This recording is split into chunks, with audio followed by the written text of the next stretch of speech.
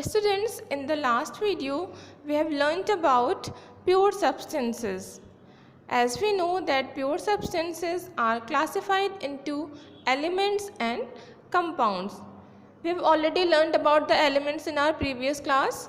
Now today we will discuss about compounds. So what are compounds? Compounds are the pure substances that are made up of two or more different elements chemically combined together in a fixed proportion or in a fixed ratio. Example, water. The chemical formula of water is H2O, and H2O or water is made up of two different elements, hydrogen and oxygen. Hydrogen and oxygen are chemically combined in a fixed ratio. Two atoms of hydrogen and one atom of oxygen combined chemically to form water, that is H2O. Now let's see some examples of compounds. The first is carbon dioxide or CO2. Carbon dioxide is made up of two different elements, that is one is carbon and another is oxygen, and they are combined chemically in a fixed ratio. One carbon atom combines with two oxygen atom to form carbon dioxide. Next is sodium chloride, that is NaCl. Sodium chloride is also made up of two different elements, sodium and chlorine. One sodium atom combines chemically with one chlorine atom to form sodium chloride. Next is iron sulfide, FeS. So iron sulfide is made up of iron and sulfur, that are two different elements. So they are also combined chemically in a fixed proportion. One iron atom combines chemically with one sulfur atom to form iron sulfide. Next is methane or CH4. Methane is made up of carbon and hydrogen elements. So one carbon atom combines chemically with four hydrogen atoms to form methane. Another one is ammonia, that is NH3. Ammonia is made up of one nitrogen atom and three hydrogen atoms. So there are also two elements, one nitrogen element and another is hydrogen element. So these are the some examples of compounds. Now let's see the characteristics of compounds. The first characteristic of compound is components in a compound are always present in a fixed proportion or in a fixed ratio. Example, water. In water, two hydrogen atoms and one oxygen atom combines chemically to form H2O. So the ratio of hydrogen and oxygen in H2O is 1:8 by mass and 1:2 by volume. So it is in a fixed proportion. Next example is ammonia.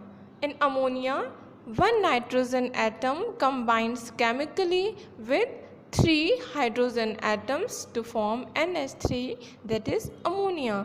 So in NH3, nitrogen and hydrogen are in the ratio 1:3 by volume and 14:3 by mass. Next characteristics of compound is component elements in a compound do not retain their original properties. Example, hydrogen element is combustible and oxygen element supports combustion or supports burning, whereas water, which is formed by a combination of hydrogen and oxygen chemically, it extinguishes fire. So water has completely new properties than its constituents, that is hydrogen and oxygen. Similarly, common salt, whose chemical name is sodium chloride and chemical formula is NaCl, which is also a compound, it is made up of two elements, sodium and chlorine. So both sodium and chlorine are poisonous when they are taken too much or when they are taken in large quantity. Sodium is in solid form whereas chlorine is in the gaseous form, which is pale yellow or green color. So when they combined chemically, they loses their property and forms sodium chloride, which is a white crystalline solid. Let us see another compound, iron sulfide, whose chemical formula is FeS, and it is formed by combining two different elements, iron and sulfur, chemically in a fixed proportion. So as we know that iron is attracted by a magnet, but when we mix both iron and sulfur and heat them, it forms a new substance. And when we bring magnet near this new substance, the iron filings inside this substance cannot be attracted by a magnet. So this shows that this compound attains a new property as that of its constituents. So we can say that when two or more elements are combined, they lose their individual properties and a new compound is formed which has a different set of properties from the elements it is composed of. Next characteristic of compound is components in a compound can be separated by chemical means only. It cannot be separated by any physical means.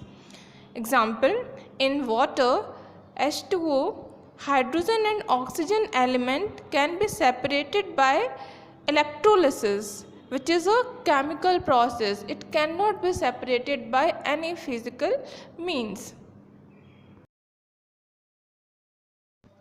Similarly, iron cannot be separated from iron sulfide by bringing magnet near it, which is a physical method. So it is also separated by chemical process only, not by any physical means. The next property of compound is always a pure homogeneous substance. Homogeneous means uniform composition throughout the substance, or we can say that in which components cannot be seen separately, that is homogeneous. So compounds are pure substances and they are homogeneous. Example, water is throughout made of one kind of particle, that is H2O, H2O, H2O, and similarly common salt is made up of one kind of particle throughout the salt, that is it is made up of NaCl throughout the salt. It is made up of same particle throughout.